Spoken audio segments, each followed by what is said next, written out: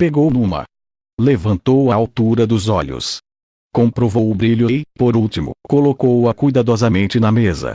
Observou-me com um ar grave, como se fosse pura rotina, pegou numa pedra de toque. Esfregou a pepita com muita força, deitou no contraste dourado um líquido, talvez um pouco parecido com a água forte, e comparou o resultado com uma contraprova de outra pepita que lhe pertencia. Satisfeito, passou a verificação seguinte pegando no martelo de madeira que estava junto da balança.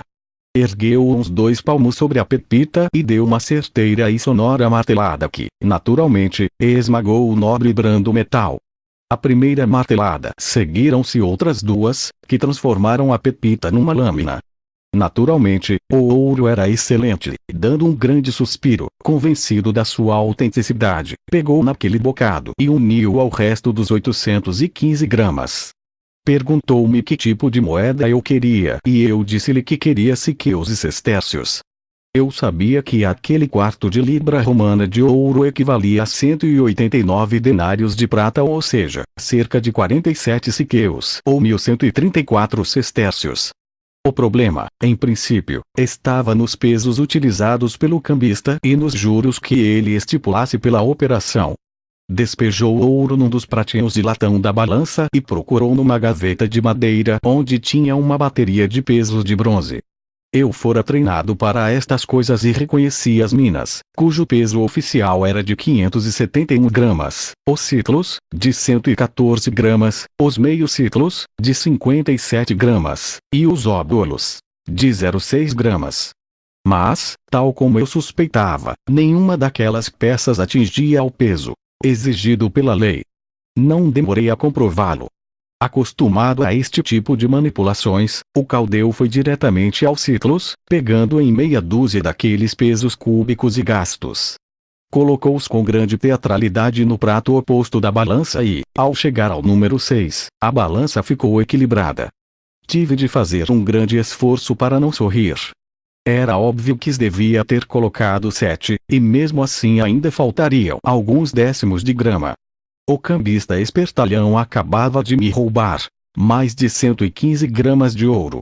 Ainda faltava a taxa ou juros fixados como margem do negócio. E o amigo Serug pegou na tabuinha de madeira encerada que pendia de um cordel encardido atado à sua faixa, rabiscando não sei que estranhas inscrições com um estilete de osso que tirou debaixo do turbante. Foi murmurando para si mesmo uma prolixa e indecifrável cadeia de operações matemáticas e, finalmente, com aquele falso sorriso afivelado no seu escuro rosto, mostrou-me a tabuinha e cantou o resultado final. 40 siqueus e 874 sestércios. Fiz um rápido cálculo mental e deduzi que, além de me roubar no peso, aquele maldito cambista aplicara-me a mais alta tarifa permitida. Meio óbulo e meio quer por cada meio ciclo ou meio sequel entregue. Algo assim como 10% sobre o valor total. A prova do velho e esperto cambista não tinha outro fim senão verificar se o meu ouro era realmente puro. E claro que as pepitas tinham sido minuciosamente verificadas de forma a não conterem nem um pouco de quartzo, circunstância que teria feito baixar o seu preço. Ao limitar o conteúdo de ouro N. do M, talvez o cambista pensasse, ao princípio, que eu tentava dar-lhe gato por lebre, isto é, pirita de ferro por ouro. Se bem que para descobrir isso fosse preciso queimar a pepita. E nesse caso, se fosse pirita a amostra teria se desintegrado. João Marcos voltou a dar-me outro pontapé, animando-me a rejeitar a oferta, ou pelo menos a regatear. Mas o tempo urgia e, ignorando os justos conselhos do rapaz, aceitei a proposta. O pagão abriu os olhos de par em par sem compreender, e, mudo diante da inesperada reação daquele grego supostamente tonto ou excessivamente rico, apressou-se a entregar-me a quantidade combinada. Desta vez a sua vênia quase o levou a bater com a cabeça na mesa de câmbio.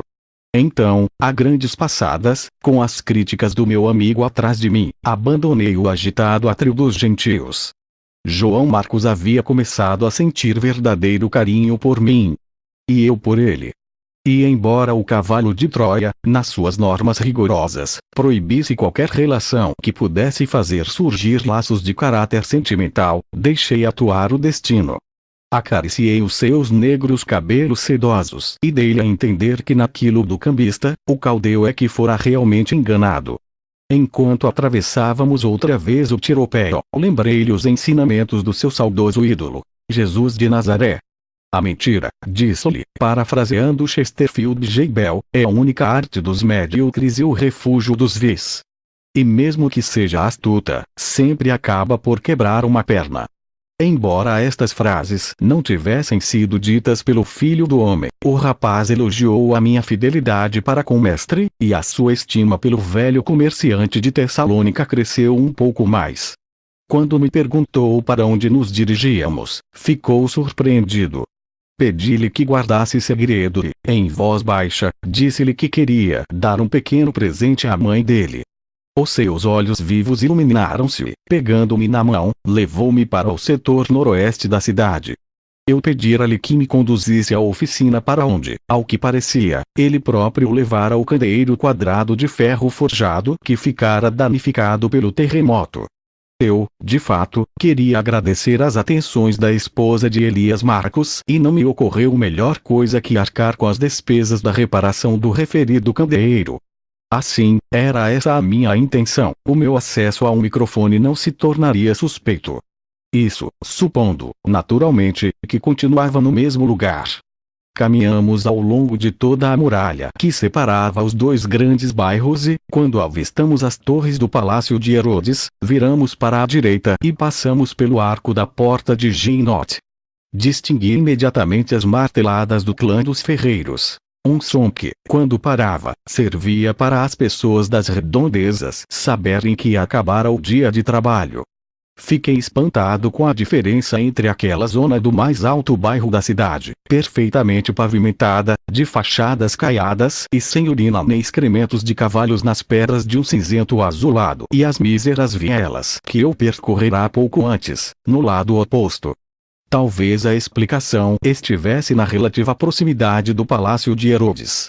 Pouco depois, ao entrar numa das fundições e descobrir o que nela se fazia, compreendi as razões do tetrarca para manter contentes aqueles artesãos ou gentes de ofício, como também eram chamados. O caso é que me vi, de repente, num grande pátio descoberto de uns 15 por 10 metros. À minha frente abria-se um espetáculo que os homens da Idade Média, e até os do século XIX, reconheceriam. Meia dúzia de homens musculosos, de pele bronzeada e banhados em suor, unicamente cobertos pelos saco-tangas, trabalhavam debruçados sobre as bigornas. Com a mão esquerda, e com a ajuda de grandes tenazes de ferro, seguravam várias peças incandescentes, rítmica e sistematicamente martelavam com pesados martelos pretos. De vez em quando deixavam de martelar e metiam os rubros metais numas cubas de madeira cheias de água ou areia, provocando uma chiadeira de colunas de fumo branco. O estrondo era tão ensurdecedor que João Marcos, que avançara em direção a um dos ferreiros, quase teve de falar com ele por gestos. No fundo do recinto alinhavam-se 3 curiosas forjas. 2 eram semi-esféricas, rematadas por altas chaminés em bico. A terceira, também construída com blocos calcários, tinha a forma de um poço. Na base das 2 primeiras viam-se, através das janelas abertas na pedra, chamas de fogos rubros e vorazes. Segundo Kenita, que dirigia a oficina, descendente de uma antiga família fenícia de ferreiros ambulantes, os fornos fechados destinavam-se habitualmente à fundição de pequenas quantidades de cobre. A torrefação preliminar do mineral, extraído nas minas do Wadi Arab, a sul do Mar Morto, era efetuada em fornos das proximidades das respectivas minas. Quanto aos lingotes destinados à exportação, eram preparados numa outra grande fundição, Ezion-Geber, obra de Salomão. O metal chegava, portanto, a Jerusalém pronto para a sua última e definitiva transformação.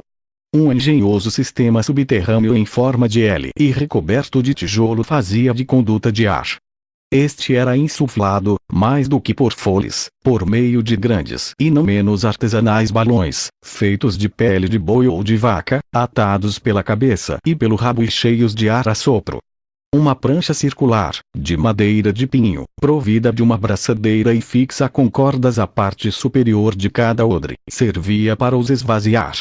Quando as fogueiras começavam a apagar-se, um dos ferreiros colocava a comprida cabeça do balão no orifício de entrada da conduta subterrânea e, com grande habilidade, soltava o nó que não deixava sair o ar, pressionando com todo o peso do seu corpo a tampa superior.